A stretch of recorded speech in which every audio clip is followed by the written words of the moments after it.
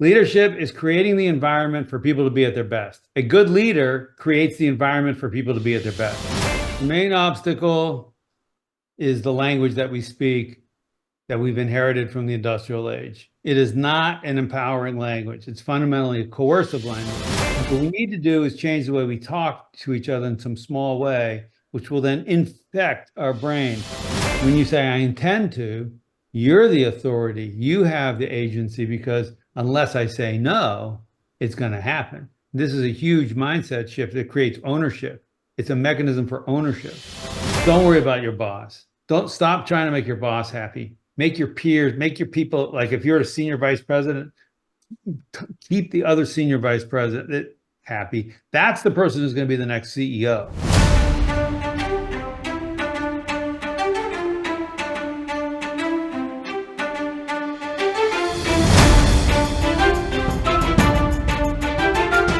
Welcome, I'm your host Stefano, and this is When Leaders Talk, a podcast about leadership and most importantly about leaders. The guest of today's episode is David Marquet. He's an incredible leader. Most importantly, he's a best-selling author. His book, Turn the Ship Around, has sold millions of copies. And he was a Navy officer like I was. He was in the US Navy, and that's where actually what the book is about. We talk with David, we talk about how language, changing language, will have an incredible impact on an organizational level and personal level. For example, just changing from I to we will make you feel part of the team or the crew in a more comprehensive way. We also talk about trust and what is needed to empower people and to change the paradigm from leader to follower to leader.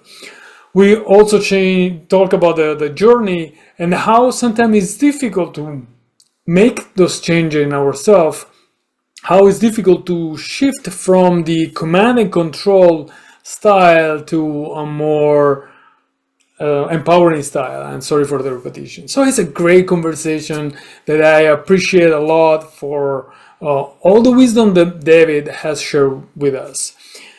You can follow this channel on the platform you're using to listen or watch it, the episode. And so we're going to have other great guests like David in the future. Please also follow me on social media, because that's where the conversation on leadership will keep going. And you can also check my website, masteryourc.com, for the blog and for more information about coaching. Well, with no further ado, David Marquet.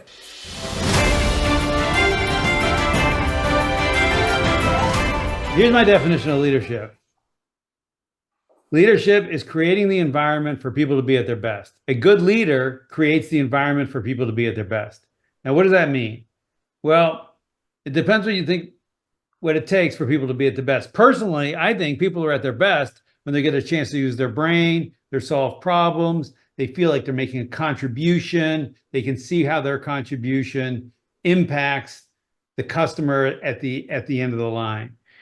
I don't think people are at their best when they're being told what to do, when things are guardrails are either too wide, which is, oh, just do whatever you want. Like that doesn't really work, because we don't have a sense of alignment and purpose in that point. And then when the guardrails are too narrow, then we don't have a sense of creativity and agency, our ability to choose our own path. And when people say, well, people like to be told what to do and they really don't want to think, I think that's not what I see. You go in a subway, everyone's sitting there playing Candy Crush or games on it. Like people like to solve problems, in my opinion. And so let's let them solve problems as leaders. That will allow them to be truly human. Right, and using what you wrote in your book, Turn the Ship Around, it means transforming them in leaders, right? So you want them to take ownership and lead themselves. Yeah. So we have, I think the typical structure is what we call leader follower. So leaders make what decisions So decisions about what we're going to do, and followers are only allowed to do how decisions. How are we going to execute what the leader decided for us to do? And I don't think this gets the most out of your team. So you want the team periodically to also get involved in what are we going to do, or should we even do it? And we see big industrial accidents happen because the team is stuck in how. So they're not questioning, or the system doesn't allow them to question, should we really be doing, should we launch 737 MAX? No, it's only about how are we going to do it. Should we, at Wells Fargo, should we be creating these accounts? No, it's only how we're going to do it. At the VA, at Volkswagen, at Deepwater Horizon, on and on and on and on and on. This team is stuck in doing, and of course we all do the same thing. We say, hey, but we really want you to tell me if it's wrong, if you don't agree. But if it comes from a structure of do what you're told, it's really hard to do that. Well, the funny thing is that I had in many conversations I had, not just with the podcast, many people they pretty much agree on empowering, on giving this Yeah. this sense of ownership to all the team members. Yeah. But sometimes things get in the way. So what do you think is the main obstacle to that? What have you seen? What have you observed, both in the Navy and now in this new career that you have? The main obstacle is the language that we speak, that we've inherited from the industrial age. It is not an empowering language. It's fundamentally a coercive language, because the way leadership worked for 300 years at least is leaders make decisions and get the team to do what the leader wants them to do. So the team is not deciding what to do. Someone else is deciding what these people do, and therefore we need to convince them to do it. So even when we have leaders say to me, hey, I want to be empowering, we fall back. I wanted to be empowering, but I would hear myself falling back on industrial age language. One of the hallmarks of industrial age languages is it's binary. So a thing is either good or bad. It's right or wrong.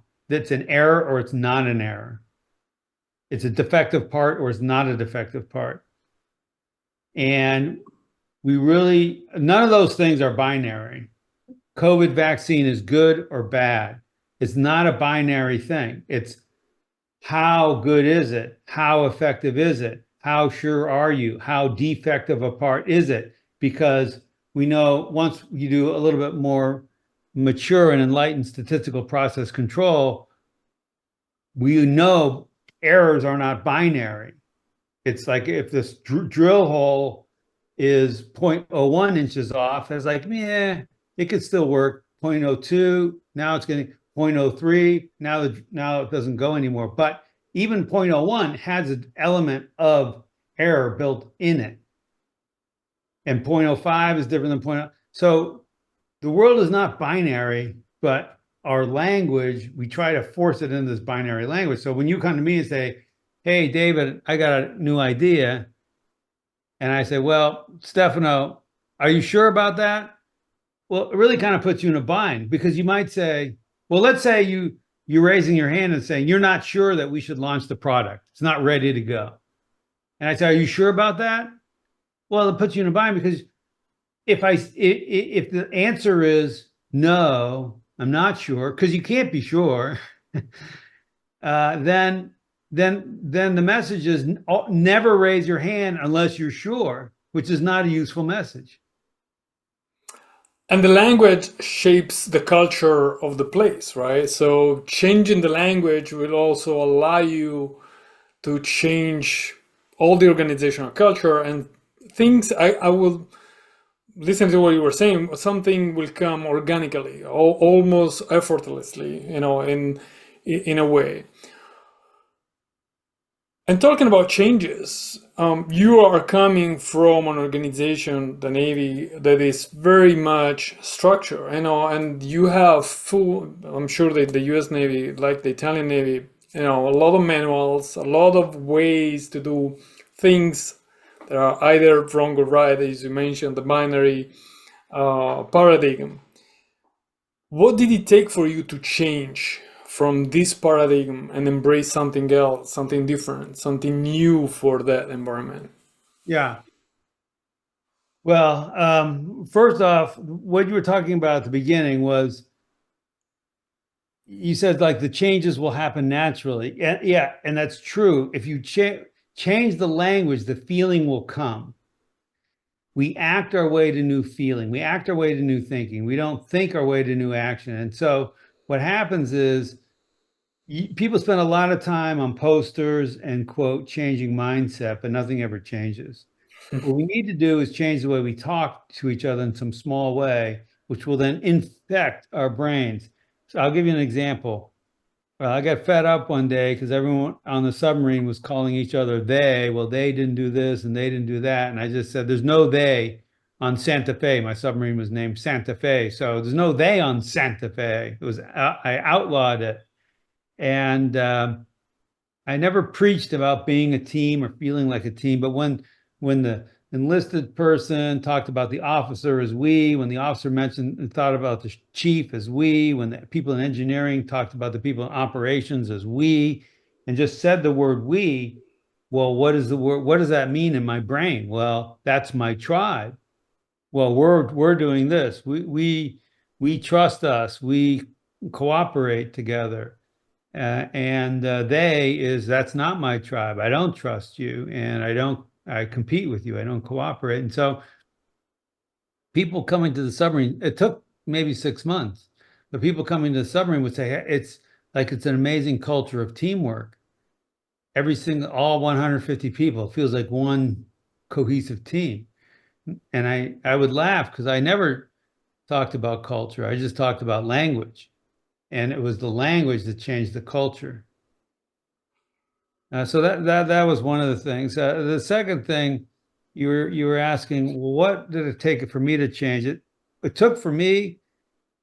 I always thought the job of the leader was to have the right answer and get the team to do it. And all my career up to this Santa Fe, I had in general, I had right answers. I had good answers because I was going to places where I had prepared and studied for, and I knew the facts, and I was a very good student, and I was a quick thinker, and I could see the problems and the answers for other people. When I went to Santa Fe, I was shifted at the very last minute to a submarine that I'd never been on. It was one of the newest in the fleet. And so I don't have this reservoir of knowledge. And now the problem wasn't making bad decisions. The problem for me was I was the guy making decisions. There was no way for me to learn the complexity of a nuclear submarine fast enough. So I had to figure out how to get out of making decisions. And the way I did it was to tell the crew, don't come to me with permission, just tell me what you intend to do. And because when someone says, I'd like permission to submerge the ship, I'd like permission to launch the product, I'd like permission to add these features during our next sprint cycle, then I'm still approving. I'm still the authority because I still say submerge the ship, launch the torpedo, whatever. And when you say I intend to, you're the authority. You have the agency because unless I say no, it's going to happen. This is a huge mindset shift that creates ownership. It's a mechanism for ownership. And you are still, when I come to you and say, sir, I intend to submerge the submarine, I'm not a submariner. I wasn't. Yeah, that you're doing good. That's how it sounds. Thank you. But you still have the veto power, right? So you still, you still retain your authority, your responsibility, because one of the things that they have learned, is that you can delegate functions and tasks, but at the end of the day, you cannot delegate responsibility. Responsibility is something that will stay on the shoulders of the leader. Right. And that's exactly right. So there's two things on both sides. So when you say you intend to do something, you need to tell your boss and or the team. So this could be a statement to the whole team. Hey, team, I'm in charge of engineering. Next week, we intend to take down or shut down some switchboards for quarterly cleaning. So anything that's connected to the switchboard, you got to find an alternate power supply or just know it's going to be off for the 6 hours, something like that. And so, but when we say intent, it's that we're not done. We also say we demonstrate competence, technical competence. So we're going to say, here's how we're making it safe. This is the team we're using. Here's the equipment we have. We've checked these other things. It's a technical discussion, but then we also have purpose discussion, or we call clarity, organizational clarity, which is why are we doing it? Why did you choose this position to submerge the ship? Why did you decide to launch the product or not launch the product? What's weighing in that decision? Well, we need safety, support. We need speed to market, but we also need safety and quality. So these things we're always balancing these. So, well, what's more important? Sometimes it's this, sometimes it's this. And so those discussions are what the key is. And then from the leader side, you have two things. One, you can ask questions, and two, you can veto it. And the team has to get used to that. They can't be thinking, just because I say I intend to, no one's going to ask me any questions, and I always get my way. No, it's not about that. You can have the most strongest desire to do the right thing, but whether it's the right thing or not is a separate issue. Like Amazon, Jeff Bezos has a pretty good decision-making machine. They decided to make a mobile phone. I don't know if you remember this, but back in the mid 2000s, they were deciding to do a mobile phone. Well, it was a failure in a sense. It was a commercial failure, but some of the stuff that came out of it, like Siri, was one of the outgrowths from their experiment with mobile phone. So you're not always going to be right in the sense of every decision is not going to end up being commercially blockbuster. It can't be. But if in general we're making good decisions, then on the whole we're going to win. And by the way, failures is how you build experience and competence, and that's where you're learning. And I think this is one of the chapters that you have explored the most in the book. So I don't know if you want to tell some story about failures, not just on the Santa Fe or even in some other experience. And the most important part is, what was the mechanism that you put in place to learn from the failure? Yeah, I always had the attitude that once you had the problem, it's like you paid tuition to go to school, but if you didn't learn from it, you didn't show up at class, so you didn't learn.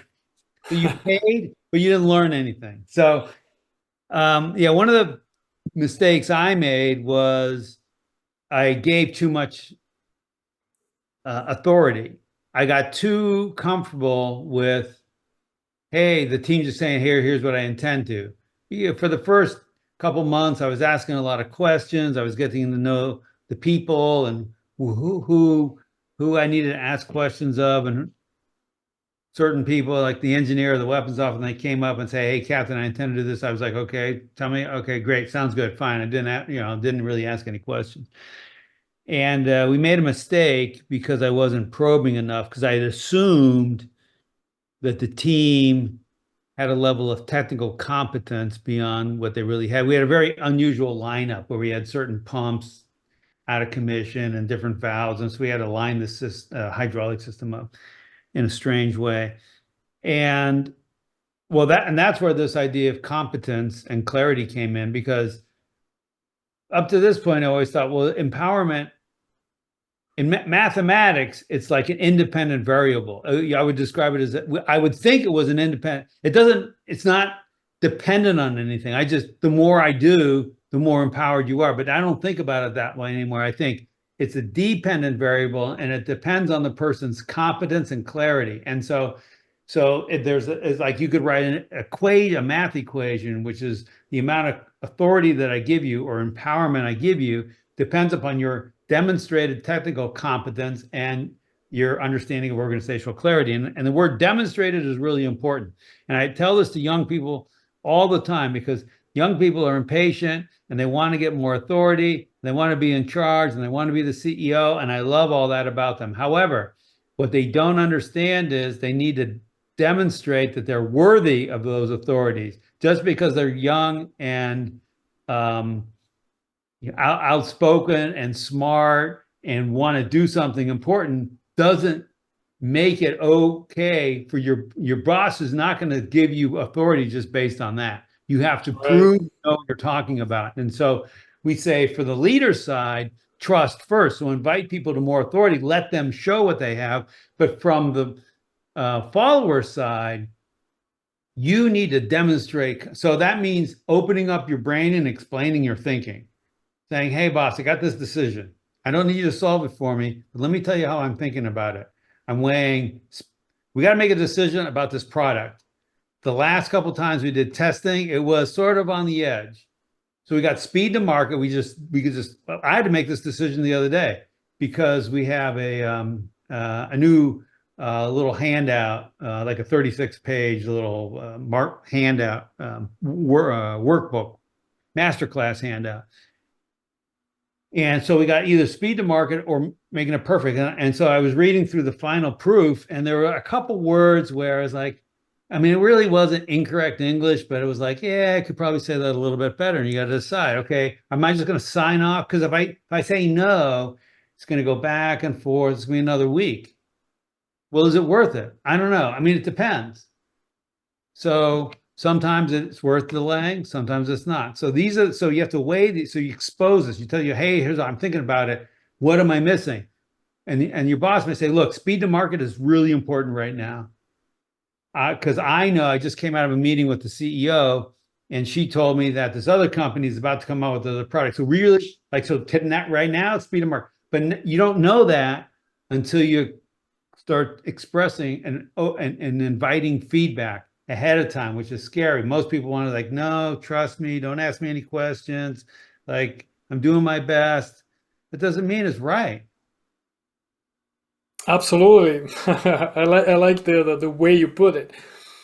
And trust, of course, trust is bilateral, but one of the things that came out from what you just said is also you need the right environment if you want people to come out and speak, and tell their ideas. Yeah. Without the fear of judgment, without the fear of being, oh no, shut up, you don't know what you're talking about, and express their opinion without any fear or being pushed out, if you want, from the meeting just because their idea is not considered smart, and it might even be just a different perspective. Yeah. Right. I'm sorry, go ahead. I was going to say, and we do things that are the opposite of that. So one of the activities that we do with consulting groups, with groups that we're consulting with, is so imagine I've got sort of 15 executives they're sitting in 3 different tables, 5 people per table, and I say, at your table, come up with some number like the price of oil at the end of the year, or like, who knows, pick anything, doesn't really matter. And I say, and you have to have one number per table. So I don't really care about the number so much as I'm looking at how they come up with that number. And how do most groups do it? Almost every single group, they'll do this. They'll look around, and then the dominant person or the loudest person or the senior will say, well, I think it's 120. What do you guys think? And then people say, oh, maybe 119, 121. But it's not going to be 60 or 200. And that's not a good way to do it. The better way to do it is vote first, then discuss. So say, hey, stop. Before anyone talks, everyone write down on a card what you think the number is. Then let's flip the cards over. Now you're looking for the high and the low. You want those people to talk. Because if you don't control it, the people in the middle will talk because they're in the middle. or the majority will talk because there's just more of them and it's comfortable to be in the majority. And you say, you look over and say, oh, the boss's vote is pretty close to mine. So there, this must be right. And you start blurting out. We don't need that. We already think that. I need to know what the other people think, people on the outside edges. And there's always more diversity in the group than you think because we're so used to running meetings the wrong way. Well, it's not the wrong way. It's the wrong way if you want to know what people think. It's the right way if you want to coerce them into just doing what you're going to tell them to do, which is why we run them that way. It's because it's an industrial age construct. Absolutely. Actually, I was recently reading a book from Alan Grant. It was talking about the difference between brainstorming when even if you have people in the same room, the moment one of the senior person in the room speak out, everyone gets influenced or they are still intimidated. Unless is a team where psychological safety is the fundamental piece. So a good way is, as you mentioned, actually, is to write, even not even in the same room, in different beforehand, before meeting, you write down your ideas in an anonymous way, and then those ideas are collected and discussed collectively. And that's where actually probably you can have a very diverse brainstorm, if you want, a basket of different opinion and ideas that can really be different from the one that is mainstream by the leader. Right. So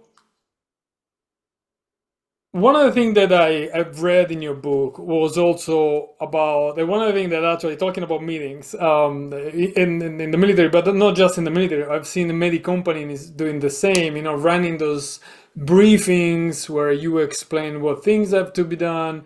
And you nicely, I would say, shift the paradigm from the briefing to the certification. Yeah.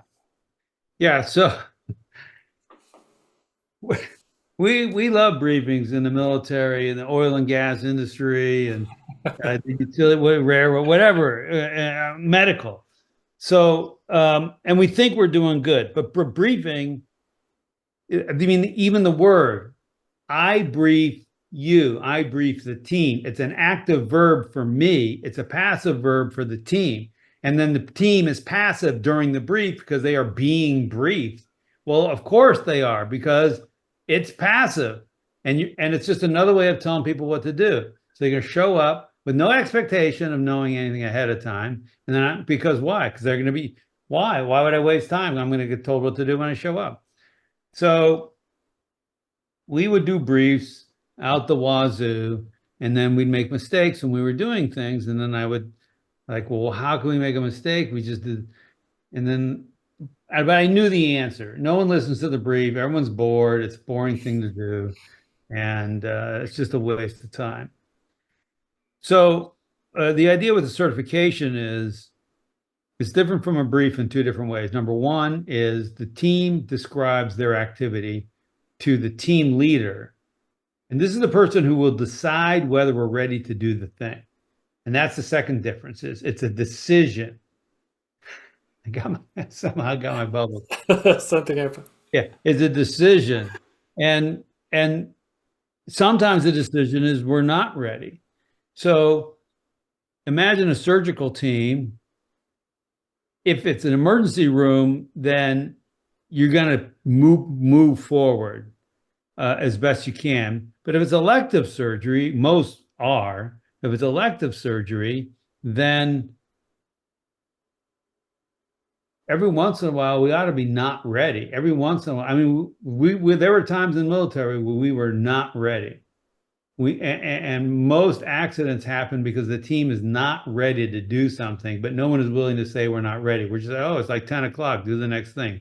10 o'clock, load a torpedo, but we're really not ready. Yeah, rush around, make it happen. So this solved a lot of problems because in the certification, the team leader would say, okay, Stefano, what's your job during this torpedo loading? And if you didn't know, that would be embarrassing for you, but maybe it was our fault because you'd say, Well, I didn't even know we were loading torpedoes today, or I knew we were going to load torpedoes, but I didn't know I was on the team, or I knew I was going to be on the team, but didn't know what position I had. So it actually makes leadership plan better for the team. You can't say, oh, everything's a crisis, like everyone show up. No, it's got to be like, hey, tomorrow we're going to load torpedoes. Here's the assignments. Study your job. So now, since you know you're going to get asked about your job, what decisions might you make? Where are your eyes going to be at a certain point in the procedure? What are critical places where this has been messed up in the past? You're going to know, you're going to study that. So now the team, if there's a 10-person team and each person just did half an hour of study, that's 5 hours of study. That's way more than any briefing could do. So now we come in with all this intellectual work that's already been done. And now we ask the team, hey, take me through your part, take me through your part. And then the leader's got to make a decision. And they look at people. Part of this is a physical check. In the military, for us, it was like, you're awake, you're alert, you're not intoxicated or under the influence of something, because and you want to do that just before you launch into it. And then they make a decision. We're ready to go, commence loading, and it's got to be deliberate. We commence loading the torpedo, and then they give the order. I would like to go through all the events that you tell in the book. It's an amazing book, and it's an amazing book not just for people in the military who have been in the military. Of course, for me it was an easy language. I must admit that. Yeah. But it's useful for everyone. But actually, there's a question I will ask you. How have you observed yourself changing from the moment you took command to the moment you left the submarine? Yeah. So the way I describe that is there's a journey that I take as the main character in the book, and the journey, if you think of a 2x2 matrix, and you think of knowing the answer, not knowing, telling people what to do and not telling them what to do. So think of that 2x2 matrix. So when I started, my idea was the best leaders know the answers and tell their teams what to do. And then when I went to Santa Fe, I didn't know the ship because it was a ship I wasn't trained for. So now I don't know the answers, but I'm still giving orders because I'm the captain. That didn't work out. So I made a vow never to give an order. So now I'm not giving orders and not, no. But eventually, and partly because I was willing to admit that I didn't know, I learned the ship. And so what happened there is there was this, it felt like gravity was pulling me back into knowing and telling. Well, now that I know the answer, I can just tell people what to do, and it'll be faster. It'll be easier. It'll save us all this discussion time. But I had seen how powerful it was when I stopped telling people what to do, how people came to me with ideas. People owned suggestions and came to me, Captain, here's the situation, here's what I think, here's what I intend to do. Here's the situation, here's what I think, all day long, here's what I intend to do. My job got really easy. So I do think the leader should know the answer. I think about it as the goalie in football or American soccer, but you're the goalie. If no one else can make the decision, and the decision is like the ball, it's coming down the field toward you.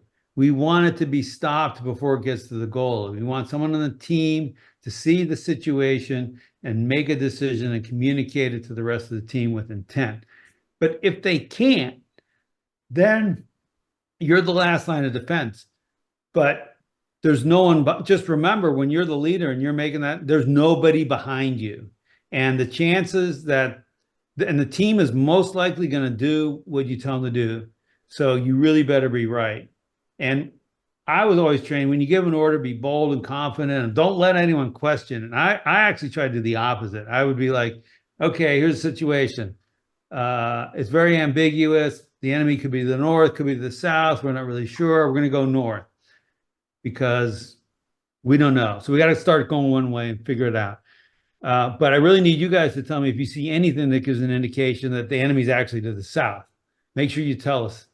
And to me, you want to open it up to people being say, yeah, this isn't the right call. We need to go the other way. Because without that, the decision is sort of this thing that we can't question.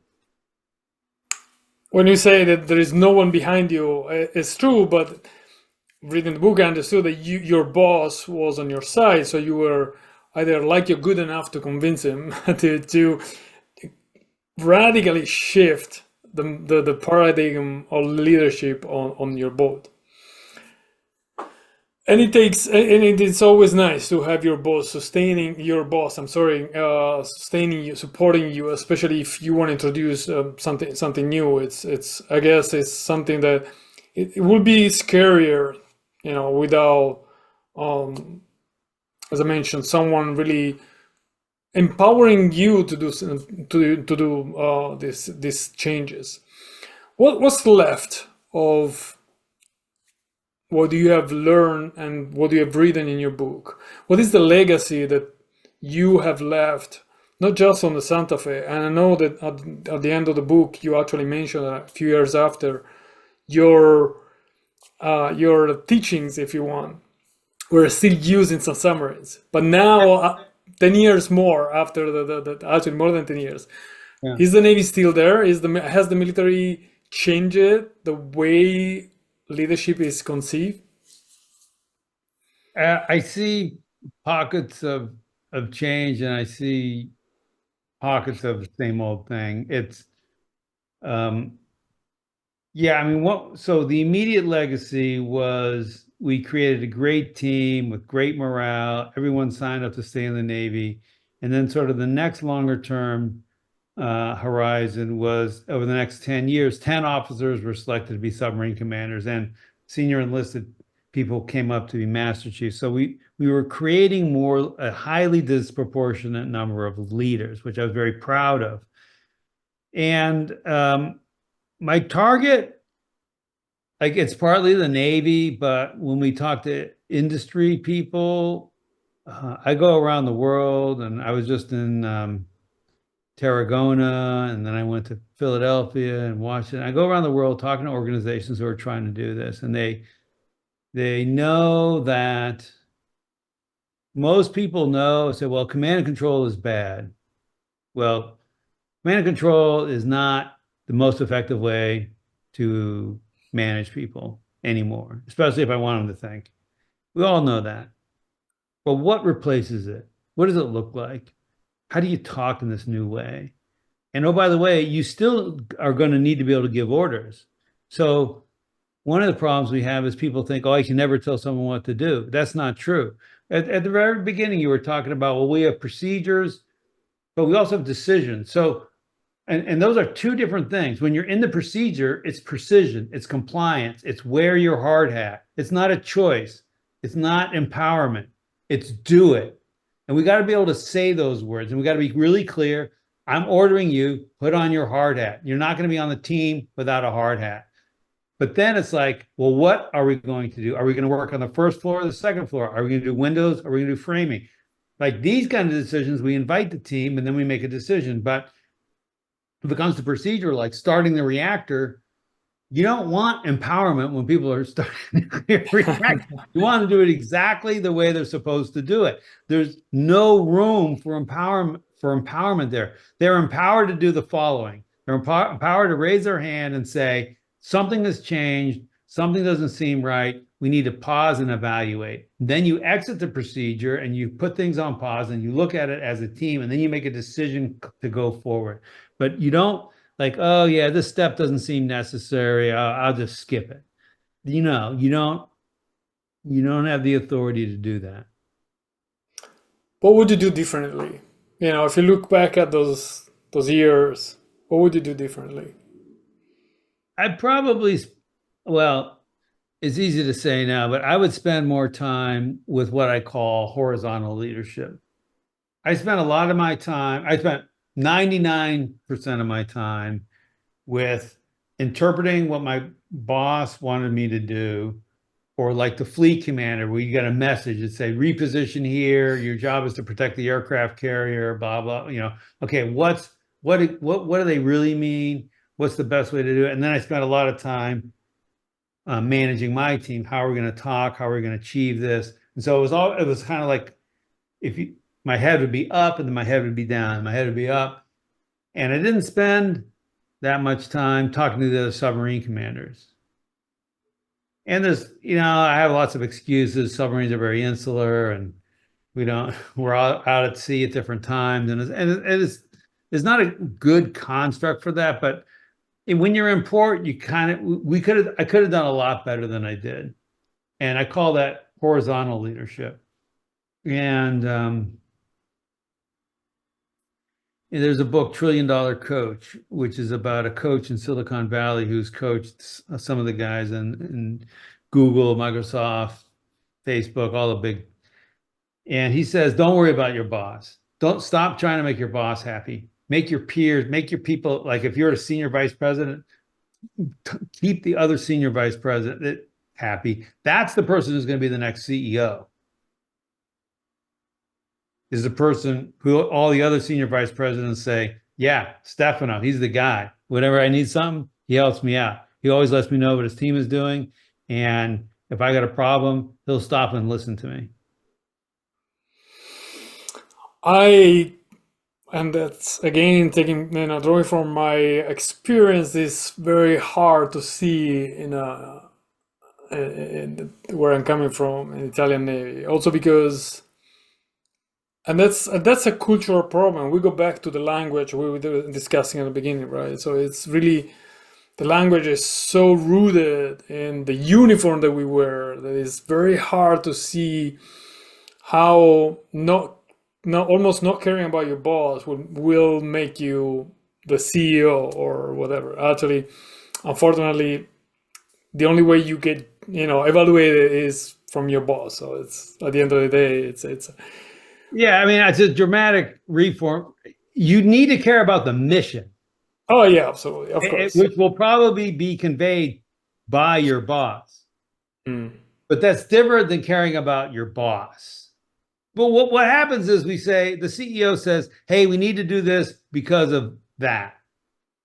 And then the next person down says, hey, we need to do this because John said we need to do it. So it becomes from why to who. Like, right. John said we have to do this. Well, why are we doing it? I don't know. At some point, we lose the reason. It's like, well, John said, okay, well, I have to do it. Well, that's not what we want. What is that you have learned about yourself that you didn't know?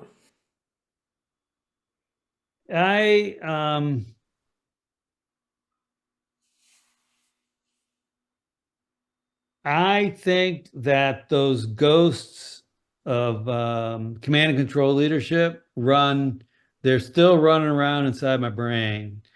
And I like to think, first of all, it's like, don't write a book on leadership, because then everyone's going to hold you to a really high standard. Or maybe do write a book on leadership, because they're like, hey, you're not really as good as like I thought you were, because you just told us. I'll give you an example. So I was running a workshop, and it was like three 75-minute sessions of 15-minute breaks.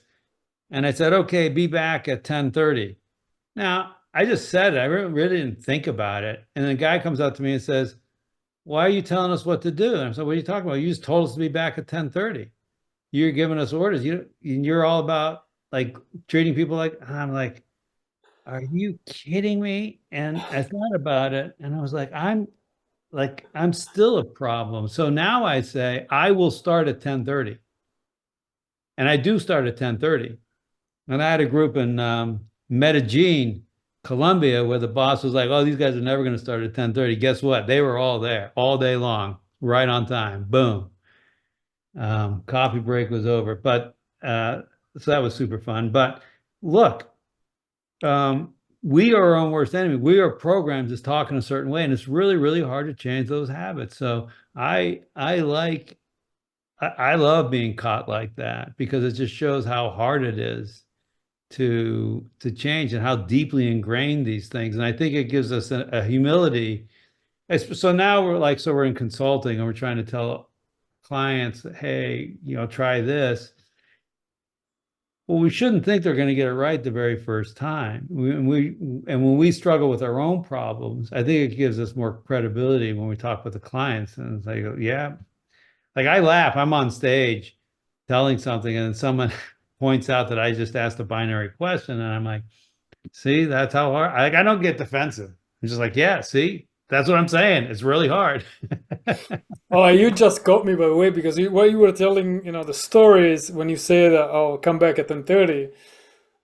I was like, okay, what's wrong with Exactly. that? Right. Initially, you're like, what's wrong with that?